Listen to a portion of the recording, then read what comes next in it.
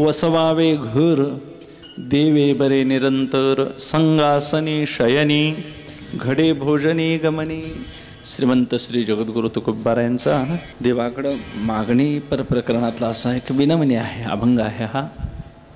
ते परमात्म्याला असं म्हणतात पांडुरंगाला की माझं घर असं एक सुंदर बरवं निरंतर असं अजरामर असं टिकणारं घर देवा बनव आणि त्या ठिकाणी माझी वस्ती कर म्हणतात, वसवावे घर. आणि ज्या घरामध्ये सदैव तुझा संग असावा, आसनी म्हणजे बसलेला असताना, शयनी भोजनी, जेवत असताना, झोपत असताना, फिरत असताना तुझाच सदैव संग असावा. आणि अशा तुझ्या संगतीतच काळ जात असताना माझ्या अंतःकरणात माझ्या मनामध्ये कोणतेही दुसरे संकल्प नको, संकल्पही यायला नको, पर्यायाने विकल्पही नको. आणि मग जे संकल्प विकल्प पाप पुण्य या सगळ्या गोष्टी ज्या मनातून महाराज सदैव होत आहेत ते मनच इथं असं निर्विकार रिकाम कर म्हणतात, निर्विषय कर म्हणतात. आणि अशा ठिकाणी मला निरंतर आनंद लाभावा, देवाच्या संगतीतच माझा काळ जावावा, अशा ठिकाणी माझी वस्ती कर. वस्ती म्हणजे तिथं राहणं, आणि राहतात लोक त्याला घर असं म्हणतात, लौकिक शब्दामध्ये असं घर बनव असं म्हणतात. वास्तविक काय तुकोबारांचे अभंग घरासाठी वगैरे असे मांडलेले नाही, फक्त आम्ही एक कीर्तनकाराने वेगळी काय अभंग निवडून काढले, नाहीतर वास्तविक बारशासाठी उत्तर कार्यासाठी गाथा लिहिलेला नाही. घरासाठी तर अभंग नाहीच नाही. वास्तविक इथं घरच बांधू नये असं मुळात संतांचं म्हणणं आहे. संतांचा उपदेश आमुचे मस्तकी नाही मृत्यूलोकी राहणेसा. ही मृत्यूलोक आहे, इथं फार रमायचं नाही, रंगायचं नाही, निघून जायचं. पण हे सहजासहजी कळत नाही, फार पूर्वपुण्य असेल त्याला हे कळतं. म्हणून कळणाऱ्या पुरुषांना महाराज थोडीशी उपासना करावी, आपलं जीवन सुंदर करावं, आनंदी जीवन जगावं. त्याच्यासाठी मग सगळेच तुम्ही आम्ही संसारी माणसं आहोत, गृहस्थी आहोत, आम्हाला घर बांधावं लागेल. कुठंतरी राहण्यापेक्षा स्वतःच एक राहण्याचं ठिकाण असावं. मग ही कल्पना प्रत्येकाचीच आहे, अगदी कावळ्यापासून चिमणीपासून प्रत्येकाची घरटी आहेत. मला सुगरणीचं घरटं तर कितीतरी सुंदर असतं, त्यामध्ये ती कशी खिडकी बनवते, त्यात बसायची पिलांची व्यवस्था कशी, त्यात आत उजेड यावं म्हणून महाराज अगदी ओला चिखल नेऊन ते ठेवते, आणि त्यात हे चमकणारे काजूकडे हेही तिथं नेऊन काजवे ठेवते. म्हणजे रात्रीच्या वेळेला लाईट असावं ही सुद्धा तिला कल्पना आहे. म्हणजे एका सामान्य पक्षाला देखील स्वतःचं आपल्या हक्काचं घर असावं अशी कल्पना किंवा तशी इच्छा आहे, स्वभाव आहे. अन्न वस्त्र निवारा या गोष्टी प्रत्येकालाच मूलभूत अशा आहेत. राहण्यासाठी घर असणं ही कल्पना गृहस्थाश्रमाच्या दृष्टीनं छान आहे, चांगली आहे. पण ती केवढी असावी, मर्यादित असावी. आपल्या ऐपतीप्रमाणे आपलं घर असावं. ते बांधत असताना आपल्यावर बोजाही होऊ नये, आणि ते बांधत असताना आपल्याला त्रासही होऊ नये. म्हणून निर्वाहापुरते अन्नाच्छादन आश्रमाचे स्थान कोपी गुहा. आश्रम म्हणून आम्हाला आहे. मग कोण खोपीमध्ये राहू शकतो, कोण गुहेमध्ये राहू शकतो. इथं 14 कल्प मार्कंडेयांना आयुष्य होतं महाराज. एक कल्प आयुष्य म्हणजे एक इंद्र, एक इंद्र, एक ब्रह्मदेव, एक कल्प आयुष्य म्हणजे. आणि एका कल्पामध्ये 14 इंद्र जातात म्हणे. असे 14 कल्प मार्कंडेय ऋषींना आयुष्य होतं. आणि एक दिवस इंद्र त्यांच्याजवळ आला. हे ऋषी म्हणाला, तुम्ही का बरं घर बांधत नाही? कारण मार्कंडेय ऋषी काय करायचे, इकडून ऊन आलं की इकडे एक ताटी 2 गवताच्या पेंड्या उभा करायची आणि काठी लावायची.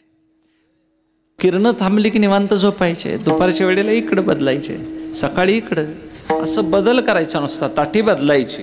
नाहीतर घर बांधायची व्यवस्थाच यांनी काही केली नाही. इंद्राला एवढा मोठा मार्कंडेय यांच्यासारखा ऋषी म्हणतो, हे इंद्रा इथं राहायचं तरी किती काळ आहे? आता एवढं आयुष्य असणारा ऋषी म्हणतोय किती काळ राहायचं आहे, आणि आम्हाला अजून आयुष्याची परवाच उरलेली नाही, आम्ही किती जगू हेही माहिती नाही. पण तरी देखील पाया शोधोनी बांधेसी घर, आम्ही मात्र नातवापर्यंत पाया हलता कामा नये असं घर बांधायला लागलो. बांधायला पाहिजे, चांगली गोष्ट आहे. पण इथं या सगळ्या गोष्टी कुठपर्यंत वापराव्यात याला एक मर्यादा आहे. तुकोबाराही सांगतात, आमचं घर आम्ही स्वतः बांधलं असंही त्यांचं एक प्रमाण आहे. इथं लौकिकातली घरं बांधताना किती कष्ट होतात हे तुम्ही आम्ही बघत आहोत. किती दगड माती विटा हे सगळं गोळा करावं लागतं, गवंड्यांना गोळा करावं लागतं, मिस्त्री लोक गोळा करावे लागतात. वेळेवर आलं तर वेळेवर होतंय, नाहीतर महाराज मग दिरंगाई होत जाते. त्याला मुहूर्त बघावे लागतात, भूमिपूजन करावं लागतं. ज्या भूमीवर आम्ही घर बांधणार आहे ती खोदणार आहे, त्यामध्ये सुरुंग घालणार आहे, त्यामध्ये पाया रचणार आहे, तिची पूजा करायची, ही कृतज्ञतेची भावना आहे. तुझ्यावर आम्ही घर बांधून राहणार आहे, वस्ती करणार आहे, आम्हाला दंगा काय त्रास होऊ नये, काहीतरी दुःख येऊ नये, बांधतानाच घर अंगावर पडलं तर, म्हणून पूजा असावी. कोणती गोष्ट पवित्र अंतःकरणाने करावी. महाराज कढी वडी आंबील हे उगाच लोक चिडवतात, हे म्हणण्यासारखं सोपं नाही. प्रत्येक गोष्टीला काहीतरी आधार आहे धर्माचा, शास्त्राचा, आणि त्या पद्धतीनं सगळ्या गोष्टी कराव्या लागतात. त्याच्यासाठी खर्च होतोय म्हणून चालत नाही. हे सगळं करताना नवीन जागेवर बांधताना सोपं पडतं, पण जुनं काढायचं आणि नवीन करायचं म्हटलं तर आत जेवण खोली जेवण करत राहायचं आणि पुढला सोपा रिपेअर करायचा चांगली सोपी गोष्ट आहे महाराज. ज्या लोकांना आत नेण्याकरता वाहन जात नाही त्यानं घर बांधायचं का नाही हे विचारा, त्यांना किती त्रास होतो महाराज. प्रत्येक माल महाराज डोक्यावरून खांद्यावरून न्यावा लागतो, एवढा त्रास होतो. आणि मग इथं एवढं मोठा अट्टहास करून घरं बांधली जातात. आणि त्या घराच्या शांततेच्या दृष्टीनं आज आता वास्तुशांतीचा हा कार्यक्रम आहे. वास्तुशांती शास्त्रानं पूजा घातली, होम हवन केलं, सगळं केलं, वारकऱ्यांचं जेवण झालं. ज्या वास्तूमध्ये आपण वास्तव्य करणार त्या माणसांचं चित्त शांत नसेल तर वास्तू शांत करून तरी काय उपयोग आहे. म्हणून आमचं शास्त्र कुठपर्यंत कार्य करतो. एखाद्या घरात वास्तुशांत नसली तर वास्तुशास्त्र तज्ज्ञ सांगतो इकडं दार पाडा, इकडं खिडक्या पाडा, इकडं जेवणाचं करा, इकडं सोपा करा. आता हे खिडक्याने दारं पाडून मालकच ताळ्यावर नसेल तर घराला भोकं पाडून काय अर्थ आहे मला. जे ज्ञानोबरायांचं म्हणजे याचा अर्थ मला टीका म्हणून नाही, मालकाला किंमत असायला पाहिजे का घराला. मालक चेतन आहे, घर जड आहे, घरावरून मालकाची ओळख असावी. काय मालक बसेल तिथं घर तयार व्हावं. बाळूमामा इथं समाधी घ्यायच्या अगोदर त्या माळाला काय होतं आणि आज किती 1000 टन तांदूळ तिथं शिजलाय. ते मालकाची ताकद काय त्या मंदिराची ताकद. मालक असा पाहिजे की त्या मालकावरून घर ओळखलं जावं. बंगला मोठा बांधला म्हणजे तो अमुक माणूस आहे अशी ओळख नको, ही ओळख चुकीची आहे. मालकावरून काय असावी, जागेची ओळख असावी. तुकोबाराय आहेत त्यांचं वर्णन सांगतात. जयाची ये द्वारी सोन्याचा पिंपळ, जयाची ये द्वारी सोन्याचा पिंपळ, जयाची ये द्वारी सोन्याचा पिंपळ, जयाची ये द्वारी सोन्याचा पिंपळ, जयाची द्वारी सोन्याचा पिंपळ, जयाची द्वारी सोन्याचा पिंपळ, जयाची द्वारी सोन्याचा पिंपळ, जयाची द्वारी सोन्याचा पिंपळ. अंगी ऐसे बळ रेडा बोले, अंगी ऐसे बळ रेडा बोले, अंगी ऐसे बळ रेडा बोले, अंगी ऐसे बळ रेडा बोले, अंगी ऐसे बळ रेडा बोले, अंगी ऐसे बळ रेडा बोले, अंगी ऐसे बळ रेडा बोले, अंगी ऐसे बळ रेडा बोले. करील ते काय नोहे महाराज, करील ते काय नोहे महाराज, करील ते काय नोहे महाराज, करील ते काय नोहे महाराज, करील ते काय नोहे महाराज, करील ते काय नोहे महाराज, करील ते काय नोहे महाराज,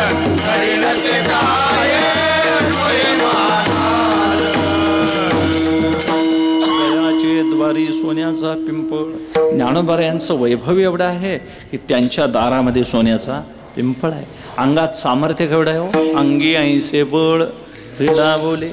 महात्म्य याला म्हणावं, याला शक्ती सामर्थ्य म्हणावं. ज्ञानोबा यांच्या समाधीपुढे आज मोठे मोठे का बरं नमस्कार करतात, तर त्यांच्या एवढं वैभव कोणाला अजून लाभलेलं. म्हणून संतांचं वैभव त्यांच्या घरावरून, त्यांच्या मुलाबाळावरून, त्यांच्या इस्टेटीवरून नाही ओळखायचं. त्यांचं ऐश्वर ही त्यांची दैवी संपत्ती आहे. म्हणून आमची वैभवाची पद्धत, आमच्या वैभवाचा मानदंड आणि संतांचा वैभव हे मानदंड वेगळा आहे. आम्हाला हे सगळं आमच्या लौकिक व्यवहाराला अनुसरून करावं लागतं. संतांनी याकडे फारसं लक्ष दिलेलं नाही. म्हणून इथं शरीर राहण्याकरता घर असावं लागतं. जीवाकरता शरीररूपी घर आहे. जीव राहायचा झाला तर शरीर पाहिजे महाराज. याच्यात जीव राहतो म्हणून याला घर आहे शरीररूपी. पण शरीर राहण्यासाठी घर नको काय. आता तुम्ही मी वस्ती राहण्याकरता घर नकोत, घर बांधायलाच पाहिजेत. याचा सांभाळ व्हावा या शरीराचा, म्हणून त्याची गरज आहे. आणि मग ते मर्यादित असावं. तुकोबाराय सांगतात आपल्याला आटोपशीर असं असावं, ते आपल्याला लोट झाड करून राखता यावं. नाहीतर पुष्कळ मोठी घरं बांधली जातात महाराज, लोटायची व्यवस्था नसते. कामाची माणसं ठेवली तरी घरच्यासारखी लोटत नाही. म्हणून ज्याला आवड आहे त्यानं घरा इतकीच त्या घराची स्वच्छता देखील ठेवावी. ज्या घरामध्ये महाराज पावित्र्य राखायचं असेल तिथं सावळता फिरलाच पाहिजे. फरशी असली तर पुसायलाच पाहिजे. हे सगळे कष्ट घ्यावेच लागतील. कारण ज्या घरात तुमच्या दारामध्ये आश्रम म्हणून एखादा भिक्षेकरू येईल, आतिथ्य येईल, त्यावेळी तुमच्या दारात रांगोळी पाहिजे. घराची व्यवस्था नुसती केली म्हणजे नाही, पुढं त्याची काय झाली पाहिजे, पाठपुरावा सगळ्या गोष्टींचा झाला पाहिजे. नामदेवरायांच्या दारामध्ये नामदेवरायांचं घर कसं ओळखावं म्हणून देव विचारतात. बेदी उभा राहिला, घर पुसू लागला, म्हणे माझा नामा केवता गेला. त्यावेळी नामदेवरायांना त्यांचं वर्णन करतात घराचं. विराडाचे वन तुळशीवन अपार, तेची जाना घर नामयाचे. त्यावेळी पांडुरंग परमात्मा बैलावर सोन्याच्या मोहराची थैली घेऊन आला देण्याकरता. त्यावेळी नामदेवरायांचं घर कसं आहे ही जवळची माणसं सांगतात की हे बाबा ज्याच्या दारामध्ये तुळशीचं बन आहे ते घर कोणाचं आहे, नामदेवरायांचं. म्हणून वैष्णवांच्या दारामध्ये तुळशीचं रोप असावं, वृंदावन असावं. जयाचे द्वारी तुळशी वृंदावन, नाही ते स्मशान ग्रह जाना. सगळं बांधता येईल, माणसं तुळशीची व्यवस्था करत नाही. सगळा संडास बाथरूमविषयी चर्चा भरपूर करतील माणसं, पण देवघराविषयीची चर्चा करत नाहीत. हेतू इतकाच, जेवढा देवघराविषयी, जेवढा आपल्याला धार्मिक गोष्टीविषयी रस पाहिजे तेवढा पाहिजे तेवढा जर आपण वापरला व्यवहारात आपल्या गृहस्थाश्रमात तर ते सुखाला कारणीभूत होईल. म्हणून योग्य त्या गोष्टी. सोली वजे सुख अतिसुखा हुनी उभे ते अंगणी वैष्णवांच्या दारात एवढं मोठं सुख असेल तर घरात किती सुख असेल. ज्ञानोबारायांच्या दारात सोन्याचा पिंपळ असेल तर प्रत्यक्ष ज्ञानोबारायांच्या जवळ केवढं सामर्थ्य असेल. म्हणून घरानं ऐश्वर्य वाढत नाही. याचा अर्थ घर बांधून असं नाही, बांधलेल्या घराची मी टीका करतोय असं नाही.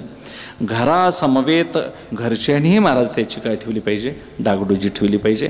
त्या घरात वास्तव्य असं पाहिजे. आता कीर्तनापुरती शांती आहे म्हणा, आम्ही आत गेलो म्हणून, आणि उद्या जर भांडणं सुरू असली तर.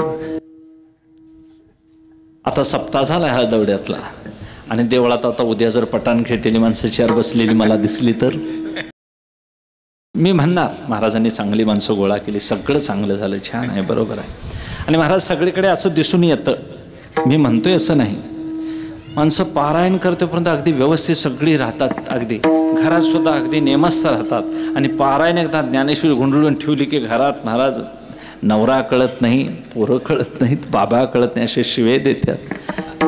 काय परिणाम झाला माणसावर म्हणायचा. हेतू इतकाच की आपण जे करत आहोत, ज्या वास्तूमध्ये राहतो त्या वास्तूलाही दोष येऊ नयेत, आपण असं वागायची तयारी ठेवली पाहिजे. म्हणून तुकोबारायांचं घर केवढं होतं, मोजकं होतं, दगडविटांचं होतं देहूला. पण त्या देहूच्या घरापेक्षा तुकोबारायांचं वैभव केवढं मोठं आहे. तुका आकाशा एवढा तुकोबारायांचं वैभव हे आहे की निरंजनी आम्ही बांधिले. जिथं कुणाला घर बांधता आलं नाही तिथं महाराजांनी घर बांधलं. आम्ही घर बांधतोय नाही असं नाही, हे घर बांधतो. इथं बांधणं सोपं आहे. याच्यापेक्षा महाराज कोल्हापूरसारख्या ठिकाणी बांधायचं झालं तर खूप पैसे द्यावे लागतील. हे झालं कोल्हापुरासारखं. अतिशय उच्च नावाजलेल्या शहरात जायचं झालं तर मुंबईसारख्या त्याच्यापेक्षा खर्च आहे. आणि मग याच्यापेक्षा परदेशात बांधायचं झालं तर तरच व्हिसा काढून विमानातून जायलाच आम्हाला घर विकावं लागेल गावातलं, त्यावेळी विमानात बसता येईल. आणि मग परदेशातल्या घरापेक्षा मग बरं आता कितीतरी पाण्यात घरं बांधणारी निघाली. मंगळ ग्रहावर आता माणसं चालली, चंद्रावर चालली, तिथं तर काहीतरी शोधायसाठी चाललेत, पाहिजे म्हणून चाललेत. आणि हे एवढं सगळं करणारी माणसं, याच्या पलीकडं आमचा स्वर्गलोक सांगितला, याच्या पलीकडं ब्रह्मलोक सांगितला. ज्ञानोबा तर हरिपाठामध्ये सांगतात, तेने वैकुंठ भुवनी घर केले. इथली सगळी व्यवस्था पैसे वगैरे गोळा करून घर बांधता येईल, पण वैकुंठात घर बांधायचं झालं तर इथलं पैसे तिकडे चालतील काय? मग तिथं कशाच्या बळावर घर बांधायचं? तिथं घर बांधावं लागेल पुण्याईच्याच बळावर. ज्याला वैकुंठात जाणे इतकं पुण्य आहे तोच तिथं घर बांधू शकतो. ज्याला सत्यलोकात जायचं तेवढंच पुण्य असेल तो तिथं घर बांधू शकतो. कैलासाला अधिकारी जो असेल तोच कैलासात घर बांधू शकतो. म्हणून ही घरं वेगवेगळी कल्पना अशी मांडली, उच्च उच्च घरं आहेत. आणि ही घरं शेवटी कल्पंतालाही नाश पावणारी आहेत. तुकोबाराय सांगतात, मी ज्या देवरूपी घराची मागणी करतो ते घर कुठं अस्तित्वात आहे, कुणाला दाखवता येतं असं नाही. तिथं आधी जायचं आणि साहित्य न्यायचं का घर बांधून तिथं राहायला जायचं, काय नेमकं करायचं सांगा. जिथं तुकोबाराय राहायला गेले तिथं आधी जाऊन जागा, आता तुम्ही दिंडीला वगैरे जातो, आम्ही कुठं थांबणार ते ठिकाणं बघून येतोय आणि मग आम्ही तिकडे जातोय. तसं तुकोबाराय आधी त्या आत्मस्वरूप रूपी घराकडे गेले आणि मग घर बांधलं म्हणायचं का घर बांधून येऊन मग तिकडे गेले? कल्पनाच करता येत नाही मला. असे एक घर आहे. ज्ञानोबा सांगतात, अगापै पंड कुमरा येता स्वरूपाच्या घरा करीतसे आडवारा विश्वाभासुहा. स्वरूप नावाचे एक घर आहे, आत्मस्वरूप. त्या आत्मस्वरूपाच्या घराला गेलं की तिथं सुख नाही, दुःख नाही, रागद्वेष काही भावना उरत नाहीत. तिथं निरंतर आनंद आहे महाराज. आणि अशा आनंदाच्या ठिकाणी ज्ञानोबाराया तुकोबाराया कायमस्वरूपी वस्ती केली. त्याचं वर्णन करतात. ज्ञानोबाराया सांगतात, परे होनी परते घर, परे होनी परते घर, परे होनी परते घर,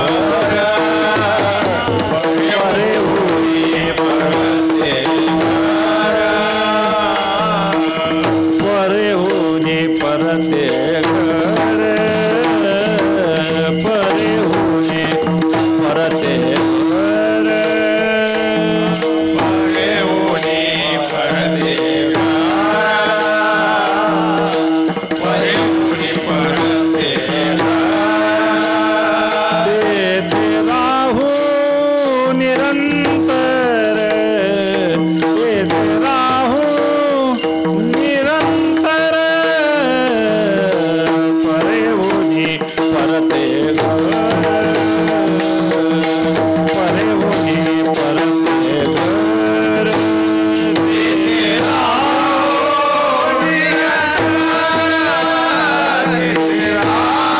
राहू निरंतर,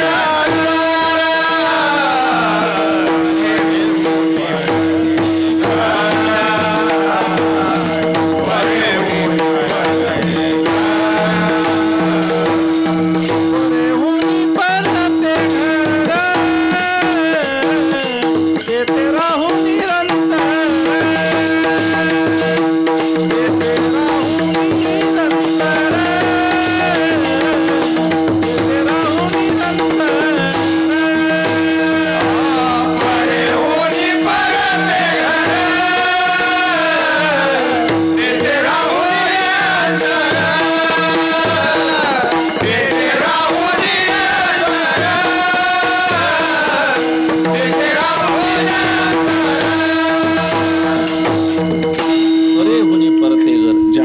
बोलता येत नाही अशा ठिकाणी आम्ही घर बांधलं.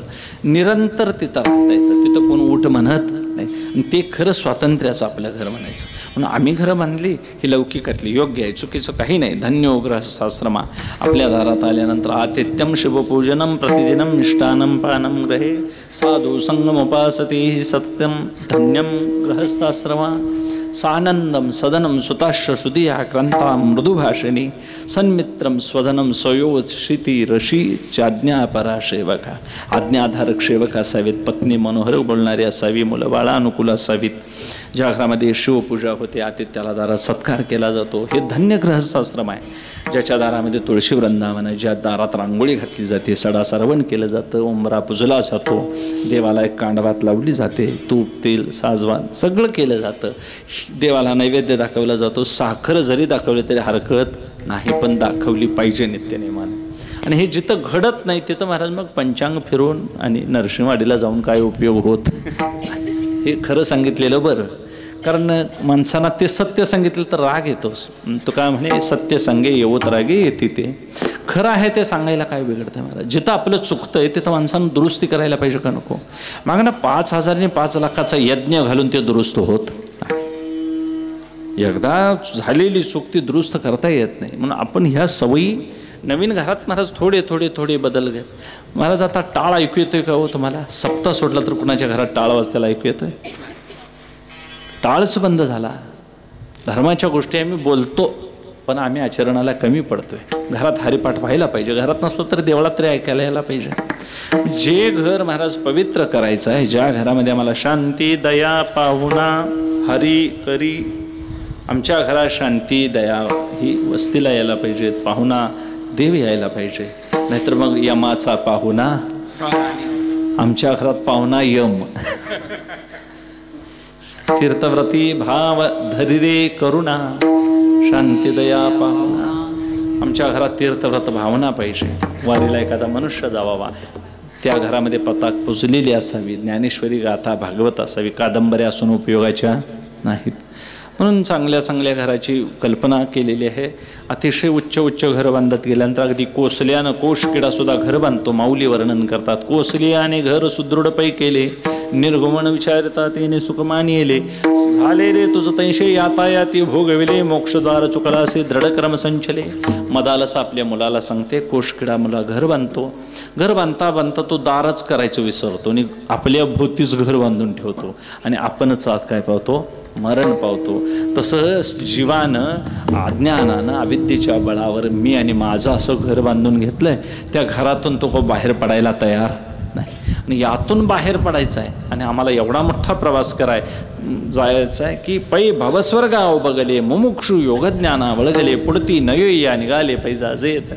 माऊली त्याच्या पुढेही सांगतात की ज्या घराला जात असताना हातावर संकल्प विकल्प पाप पुण्य या सगळ्यांना टाळून एवढ्या वेगानं तो मुमुक्षु धावत आहे की त्याला संसारही टाकलेला कळत नाही, मागं स्वर्गही टाकलेला कळत नाही आणि इतक्या वेगानं तो मुक्तीकडे धावत आहे.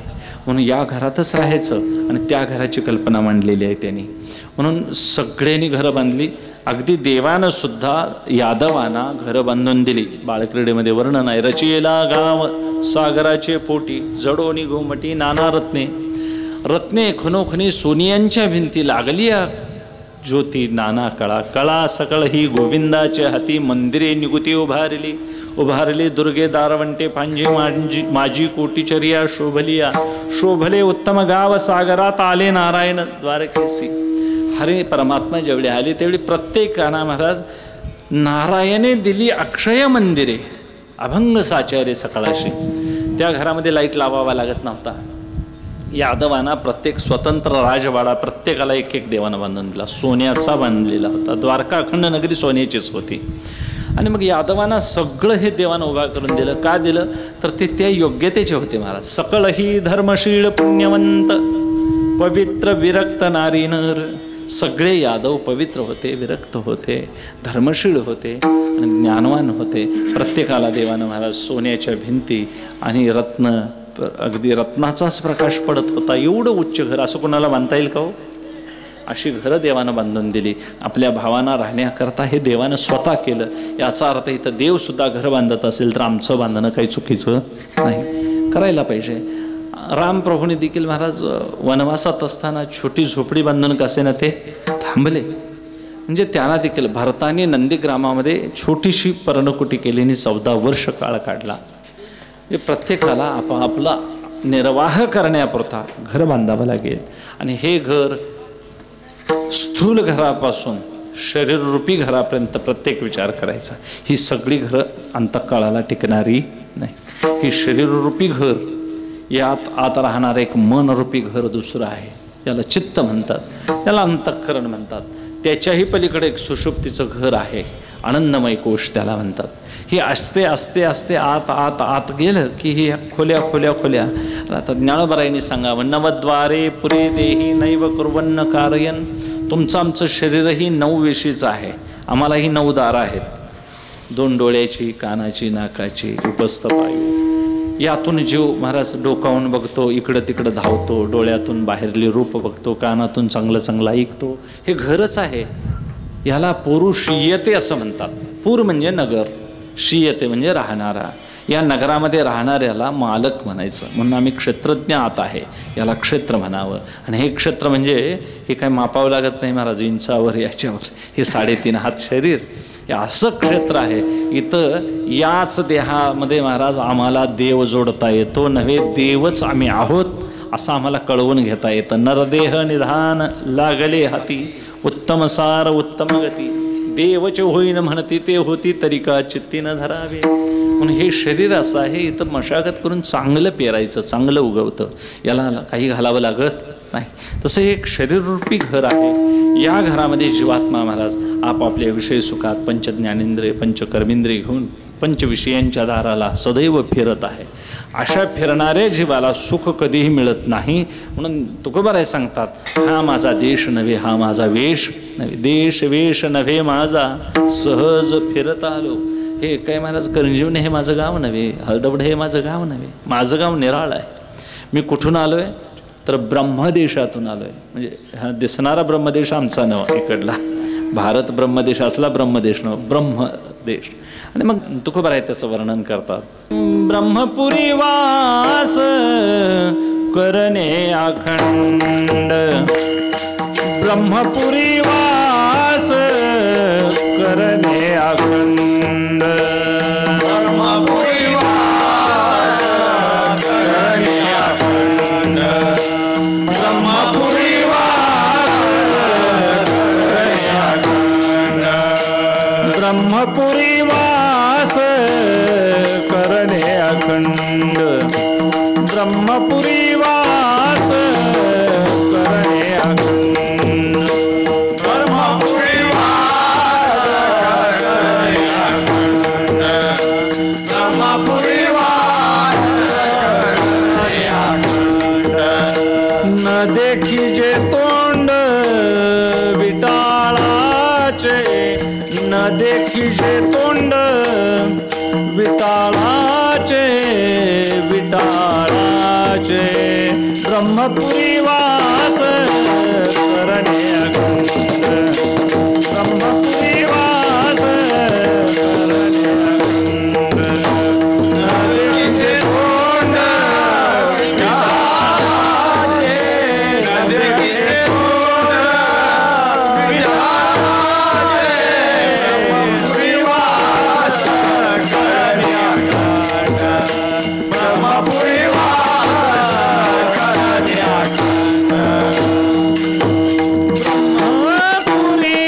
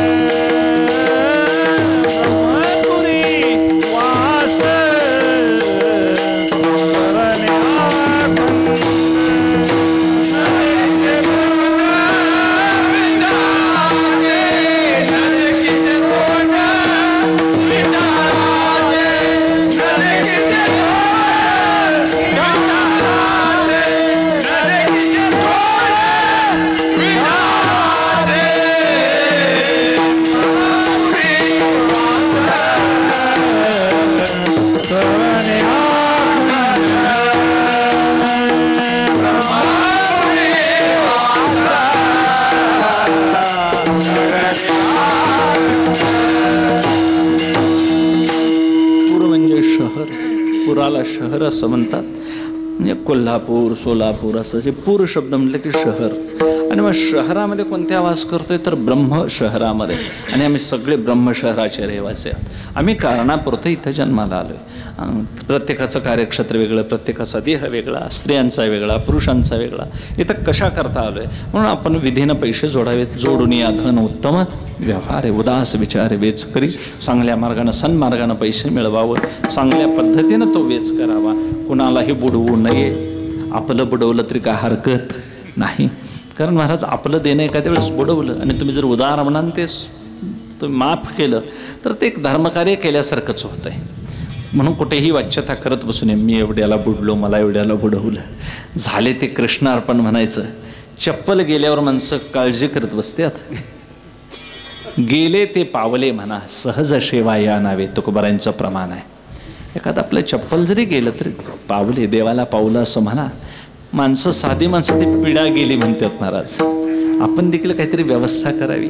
तसं आपण मर्यादित जीवन जगत असताना आपल्याला ही घरं बांधावी लागतील, सगळं करावं लागेल. या निमित्तानं आज वास्तुशांतीच्या निमित्तानं तुकोबाराही या वास्तूची पायाभरणी करतात. आम्हाला परमार्थाचं घर बांधायचं आहे. संत कृपा झाली, इमारत फळा आली. जनार्दन खांब, नाथबाबा खांब आहे त्या भागवता मंदिराचा. आणि मग ज्ञानोबाराया पाया झाले, तुकोबाराया कळस झाले.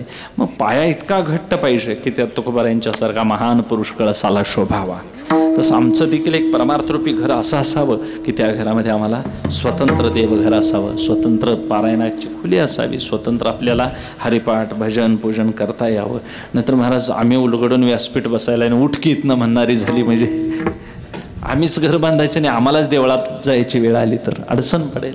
म्हणून देवाला नमस्कार करूनच असं असावं की आहे हे घर आम्हाला एकांत देण्याकरता पुरे पडेल अशी आपली व्यवस्था करूनच घरामध्ये वास्तव्य असावं. केला घरात रिघावा, ठाई पाडीला ठेवा. अक्षयी ते झाले, आता न मोडे रचले. पाया पडला खोले ठाई, आता पुढे चाली नाही. तुकोबाराय सांगतात आता काय करायचं उरलं नाही. असा परमार्थाचा एक बस्तान मोठा पाया बसवला. आणि ते पांडुरंगाला विनवणी करतात की बसवावे घर देवे बरे निरंतर संगासनी शयनी घडे भोजनी गमनी. ज्या घरामध्ये आपल्याला स्वातंत्र्य लाभतं ते घर आपलं. ही घरं पारतंत्र्यातली कितीही आम्ही जरी बांधली तरी ही घरं नश्वर मृत्यू लोकातली. आमचं शरीरच नश्वर आहे, टिकणार आहे का याचा अर्थ बांधू नये असं नव्हे. म्हणून शहाण्या पुरुषानं यामध्ये फार कष्ट घेतले नाही. महाराज उंदरासारखे गुहेत राहतात, बिळं करून राहतात. आयत्या बिळात नागोबा अशी म्हण आहे. साप काय घर बांधत बसतोय, कुठंतरी बिळ आयतं गावलं आयुष्य काढायचं. तुकोबाराय नाही का कुठं आहे ते घर काय दुरुस्त करत बसलेले नाहीत महाराज. आमच्या काय ते आम्हा घरी उंदीर भुशी तुकोबारायांचा अनेक क्षेपक अभंग आहे. किडीवर नारळी, चुलीवर हरळी आणि घर चंद्रमौळी. म्हणजे घरात चांदण्याचा प्रकाश पडायचा. याचा अर्थ वर खापरे व्यवस्थित नव्हते, म्हणजे वरचं रूपकाम चढलं नव्हतं. चुलीवर हरळी म्हणजे हरेटे आलेली चुलीवर, याचा अर्थ चुलीवर गळतं असलं पाहिजे, त्याशिवाय उगवणार नाही. आणि केळीवर नारळी, एखाद्या पाणी पिण्याच्या घड्यावर महाराज उलटी करवंटीचं आपलं नारळाचं करवंटीचं टोपण म्हणा पाणी पिण्याकरता. एवढी गरिबी तुकोबाराय वर्णन करतात. आणि मग आमच्या घरामध्ये एखाद्या वेळेस चोर आला तर त्याला देखील काय नेण्याकरता सापडेल असं मला वाटत नाही म्हणतात. म्हणून आम्ही सदैव सुडके जवळी येता चोर धाके, जाऊ पुढे भिके तर कुतरी घर राखते. तुकोबारायांच्या घराला दारच नव्हतं असं ते पर्यायानं वर्णन करतात. म्हणजे घरात काही नव्हतं. आता आम्ही ही घरं लौकिकाच्या पसाऱ्यासाठी केली. एवढी मोठी घरं बांधली तरी कमीच पडतात का नाही हो? कुणाला पुरी पडल्यात घर? एवढा आम्ही पसारा वाढवत गेलोय. वास्तविक हे मर्यादित करता आलं पाहिजे. रावणाला एवढं सोन्याचं नगर असून देखील ते कमी पडत होतं का नाही? कमी पडत होतं. मला दुर्योधनाला केवढं मोठं साम्राज्य होतं, पण आपल्या भावाला त्याला 5 गावं देता आली नाही. 5 गावं जर हस्तिनापुरासारखी देता आली असती तर हे युद्ध झालं नसतं. पण शेवटी महाराज सुईच्या टोकावर बसेल इतकी देखील जमीन मी देणार नाही असा त्याचा हट्ट. सुच्चमाग्रांना दास्यामी विना युद्धेन केशव. हे केशवा मी युद्धाशिवाय पांडवांना जमीन देणार नाही म्हणतोय. त्याच्या महाराज हट्टापोटी अहंकारासाठी 56 कोटी देशातली सगळी लोक प्रजा मारली गेली. एवढा मोठा नरसंहार झाला. आणि मग शेवटी पांडवांना मारण्याकरता त्यानं देखील घर बांधून दिलं होतं. तुम्हाला महाभारत वाचून माहिती असेल कसलं घर बांधून दिलं तर लाक्षाग्रह म्हणावं त्याला. कापूर, वाळा, चंदन, जेवढे जेवढे ज्वालाग्राही पदार्थ आहेत तेवढे त्याने आत लिंपलेले होते. वर मेण, त्यावर महाराज मोठे मोठे सुगंधी द्रव्य लावून, आणि मग ते अग्नी लागला की ते घरच अखंड पेटावं. मग असली घर बांधून देताना त्याचा हेतू राहण्यासाठी होता का मारण्यासाठी? पांडवाने त्यात मारावं हेतू. म्हणजे बरं, दुर्योधन काहीच फार लांबला नाही, सख्खा चुलत भाऊ येतो त्यांचा. म्हणजे एवढ्यापर्यंत आमचा भेद आहे. घर दिसतात पण घरात सौजन्य उरलेलं नाही, घरात घर पण उरलेलं नाही. ती कविता सांगतात की नुसत्या भिंतीच उभ्या आहेत असं वर्णन केलेलं आहे ते. मग भिंतीमुळं काय, नुसती मर्यादा आली, पण वास्तविक व्यापक विचार करता आले पाहिजेत. म्हणून हे विश्वचे माझे घर 80 मती जयाची स्थिर. ज्ञानोबाने नुसते आळंदीच्या घराबद्दल बोलत नाहीत, हे विश्वच एक घर असावं, सगळी विश्वातली मंडळी माझी अशी मला वाटावीत, असं सौजन्य पाहिजे. अखंड गावातल्या माणसांच्याबरोबर वर्तणूक तशी असावी, कुणाची निंदा असू नये, मन स्वच्छ असावं, या लागी सुमनो आणि शुद्धमती, अनिंदको अनन्यगती, देवाविषयी अनन्य असावं, लोकांच्या विषयी प्रेम भावना असावी. हे सगळं घरात राहूनच महाराज ही सगळी लक्षणं शिकायची. आणि मग तुकोबारायांनी आता पाविजेल घरा या दातारा संगती, त्या घरापर्यंत प्रवास करायचा आहे. ते न दिसणारं घर हे दिसणारं घर आहे. हे घर मर्यादित आहे, ते घर व्यापक आहे. इथं घर गौंड्याला घेऊन बांधावं लागतं, तिथं घर स्वतः बांधावं लागतं. ज्ञानोबराय सांगतात, आगा नगर हे राये केले, या म्हणनया साचपन किराले, परी निरुते पाहता काय सेनेले रायाचे हात. एखादं नगर राजानं बांधलं म्हणतात, पण वास्तविक राजा बांधतो का हो? राजानं नगर उभा केलं असं वर्णन आहे. शिवाजी महाराजांनी किल्ले बांधले, म्हणजे काय शिवाजी महाराज दगड घडवत बसले? ते गौंड्याने बांधलं महाराज, मजुरांनी गोळा करून ते बांधलं गेलं. तसं घराचा मालक वेगळा राहून इथं घर बांधता येईल, पण ते घर मात्र घर आणि घर मालक वेगळा असत नाही. एकत्र आल्याशिवाय आत्मस्वरूपाचं घर बांधता येत नाही, हे घर वेगळं असल्याशिवाय राहता येत नाही.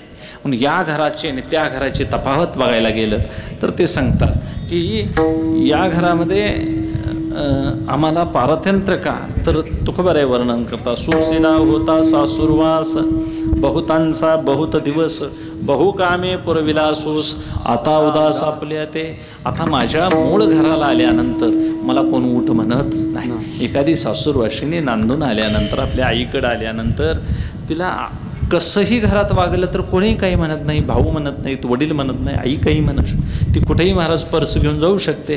माहेरात आल्यानंतर सासरात तसं तिला वागता येत नाही. तिथं ननंद असते, भाऊजाई असते, नाही तिथं ननंद जावा असतात, इतर सगळे दीर वगैरे मोठी माणसं असतात, आणि तिथं तसं वागता येत नाही. तिथं पारतंत्र्य आहे सासूरवासामध्ये, आणि माहेरामध्ये मात्र स्वातंत्र्य आहे. म्हणून इथं आल्यानंतर तुकोबाराय त्याचं वर्णन करतात, वावरे इच्छा वशे घरी, आपले सत्तेचे माहेरी, करवी तैसे आपण करी, भीड न धरी चुकल्याची. कसंही वागलं तरी चुकले तरी मी कुणाला भीत नाही. याचं कारण काय, माझ्या आईचं घर आहे, वावरे इच्छा वशे घरी, मी कसंही तिथं वावरलं तरी हरकत नाही. तसं मूळ माझं घर कोणतं, आमचं माहेर कोणतं, तुकोबाराय वर्णन करतात, पंढरीये माझे माहेर साजनी, पंढरीये माझे माहेर साजनी, पंढरीये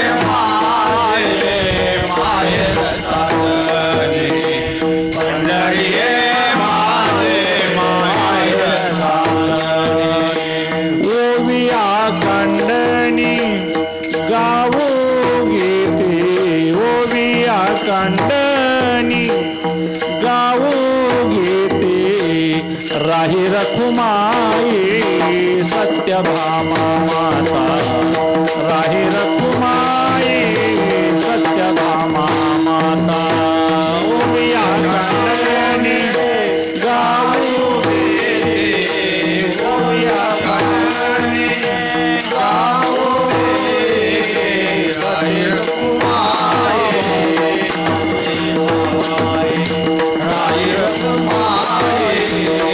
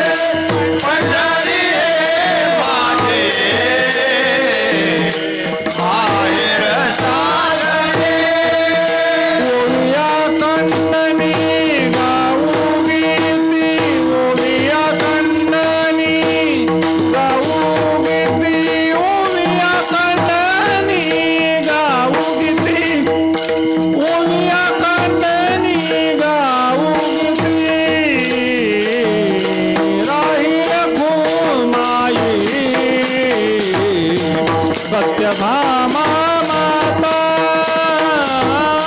राही रखुमाई सत्यभामा माता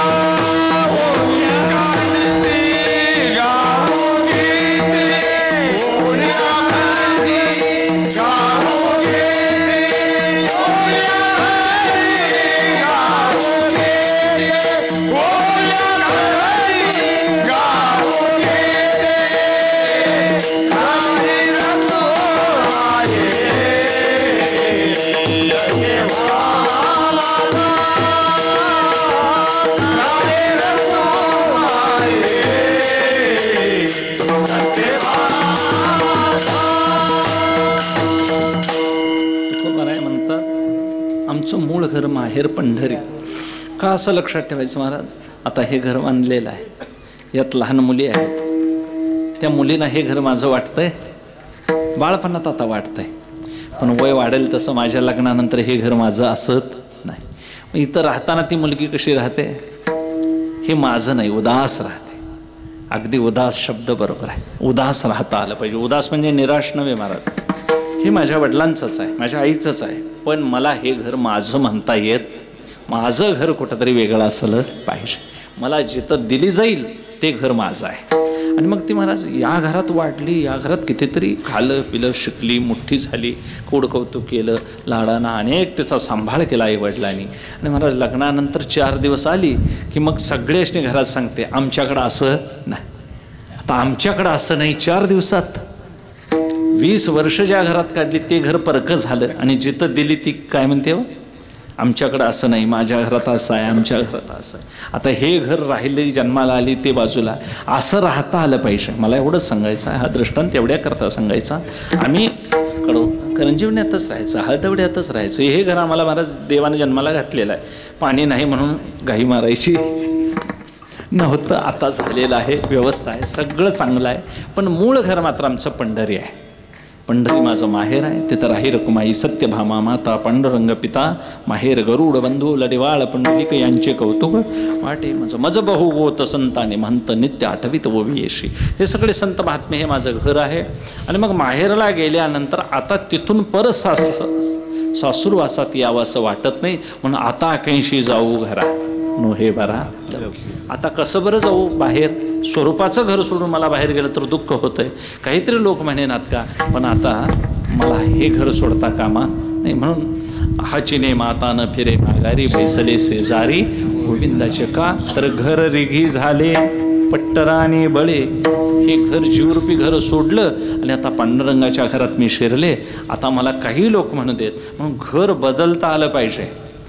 ह्याच घरात राहायचं, पण घराविषयी उदास राहून त्या घराविषयी संधान साधता आलं पाहिजे. ज्ञानोबराय सांगतात, अनंत भक्तराशी तरले वानर, ज्ञानदेवा घर चिदानंदी. अनंत भक्तराशी तरले, कपिकुळ उद्धरिले, मुक्त केले राक्षसा.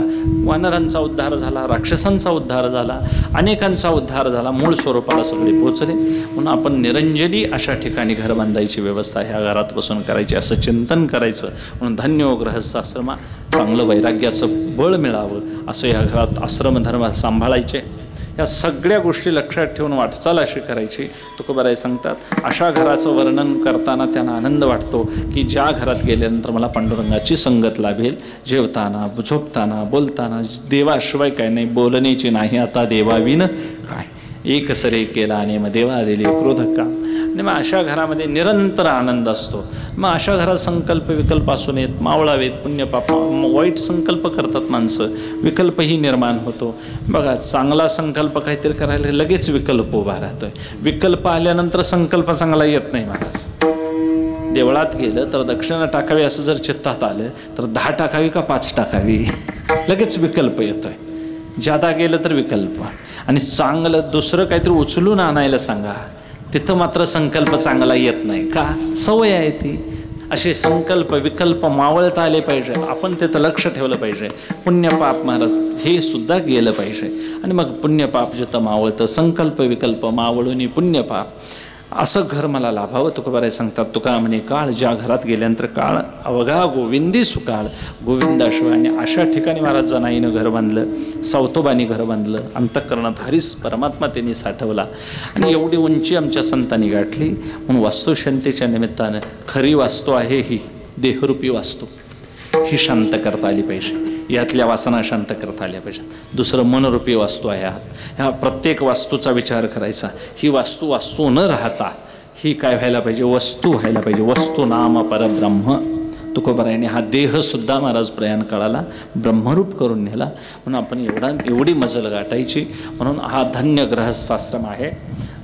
वैष्णवांचं घर कसं असावं याचं वर्णन अनेक संतांनी मांडलेलं आहे.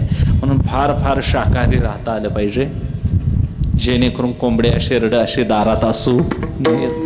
नाहीतर रांगोळ्या घालायची गरज नाही. सगळा कलकलाट कोंबड्यांचा आणि शेरडांचा झाल्यावर महाराज याचा अर्थ पाळू नये असं नव्हे.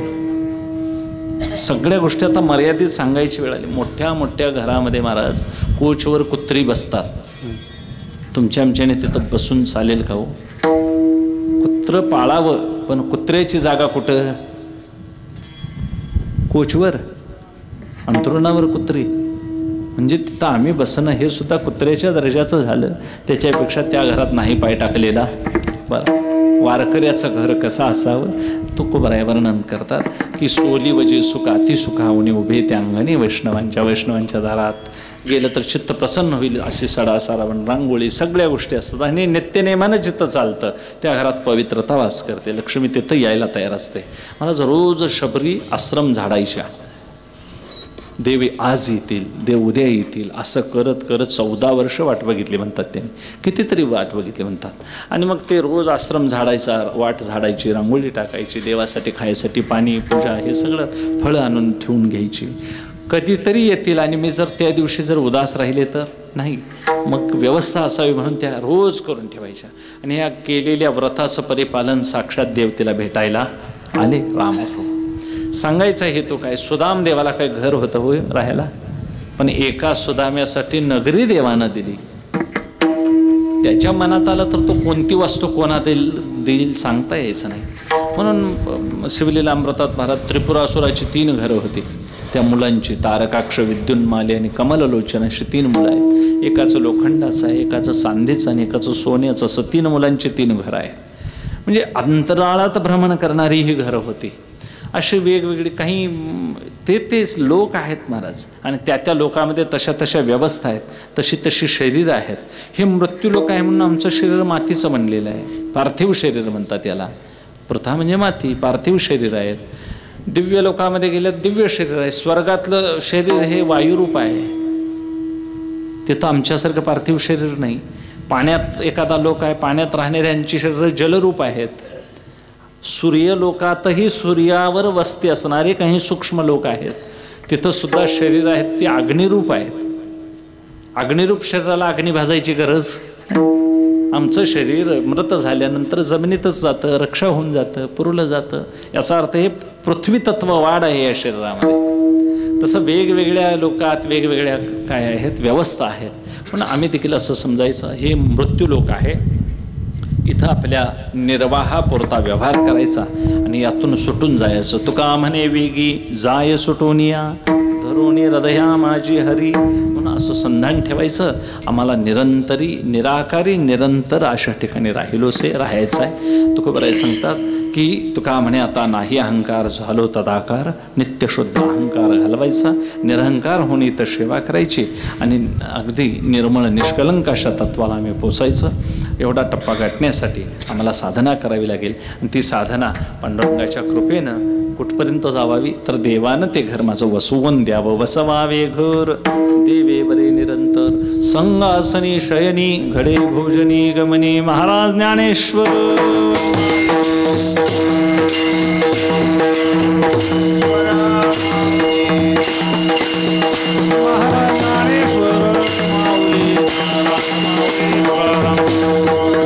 Oh